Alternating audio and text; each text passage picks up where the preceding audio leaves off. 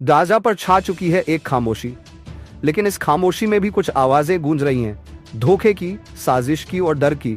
एक तरफ Jerusalem post की रिपोर्ट कहती है कि हमास अरब मध्यस्थों की जानकारी में रहते हुए गाजा की आने वाली हुकूमत में अपनी जगह बनाने की गुप्त तैयारी कर रहा है, और दूसरी तरफ अमेरिका के राष्ट्रपति डोनाल्ड ट्रंप का साफ और सख्त बयान, अगर हमास अच्छे नहीं बनते तो उन्हें मिटा दिया जाएगा। इतना ही नहीं, ट्रंप के दामाद जेरेड कुशनर खुद गाजा गए, देखा, लौटे और कहा वहां ऐसा लगता है जैसे कोई न्यूक्लियर बम फट गया हो। पर जब पूछा गया कि क्या ये जनसंहार है, तो बोले नहीं, ये बस एक जंग थी। इधर हमास का दावा है कि वो युद्ध विराम समझौते को पूरी तरह निभाने के लिए प्रतिबद्ध है, और उन्होंने ये भी कहा अब ये जंग खत्म हो चुकी है। तो सवाल उठता है, क्या वाकई जंग खत्म हो गई है या बस नए दौर की तैयारी चल रही है? आदाब, नमस्कार। आज है 21 अक्टूबर 2025। मैं अनीस अंसार और आप देख रहे हैं ग्लोबल अखबार, जहां मिलती है देश विदेश की बड़ी खबरें कम समय में ज्यादा जानकारी।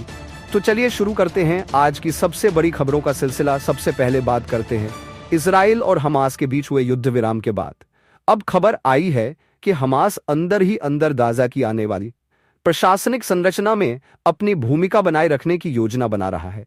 जेरूसलम पोस्ट की रिपोर्ट कहती है कि यह तैयारी अरब मध्यस्थों की जानकारी में की जा रही थी, यानी जो देश शांति वार्ता करा रहे हैं उन्हें इस गुप्त योजना का पता था।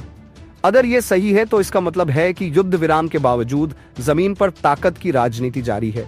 इस बीच वॉशिंगटन में राष्ट्रपति ट्रंप ने व्हाइट हाउस से एक बड़ा बयान दिया।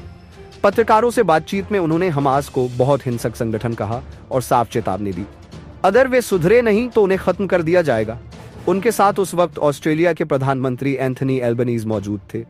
ट्रंप ने कहा, हमास के पास अब ईरान का समर्थन नहीं है, उनके पास किसी का भी नहीं।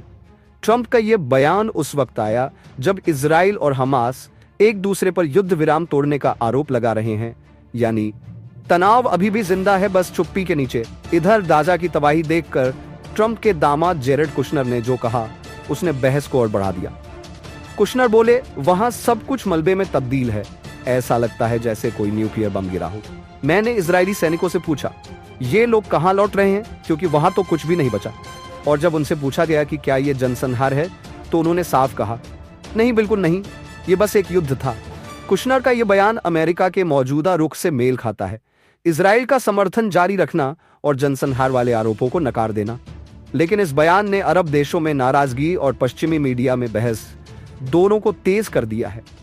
वहीं दूसरी ओर हमास के वरिष्ठ अधिकारी डॉ खलील अल हैया ने गाजा से जारी बयान में कहा, हम सभी बंदियों के शव निकालने की कोशिश में गंभीर हैं, हमें कठिनाइयां हैं, लेकिन हम कोशिशें जारी रखे हुए हैं।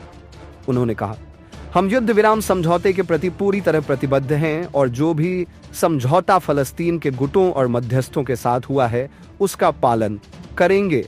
साथ ही उन्होंने मदद की कमी पर चिंता जताई। हम उम्मीद करते हैं कि राहत सामग्री की मात्रा बढ़े ताकि लोगों की जरूरतें पूरी हो सके। अल हैया ने यह भी कहा, जो हमने मध्यस्थों और अमेरिकी राष्ट्रपति से सुना उससे हमें भरोसा मिला है कि गाजा में जंग अब खत्म हो चुकी है।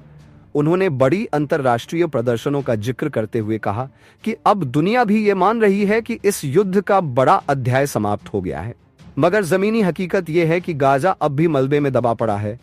शवों की तलाश, राहत की कमी और टूटी उम्मीदें वहां के हर चेहरे पर साफ दिखती हैं।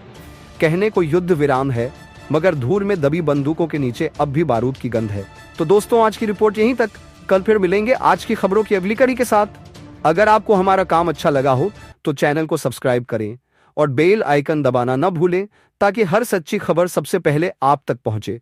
खुश रहिए, अपना ख्याल रखिए। अलविदा।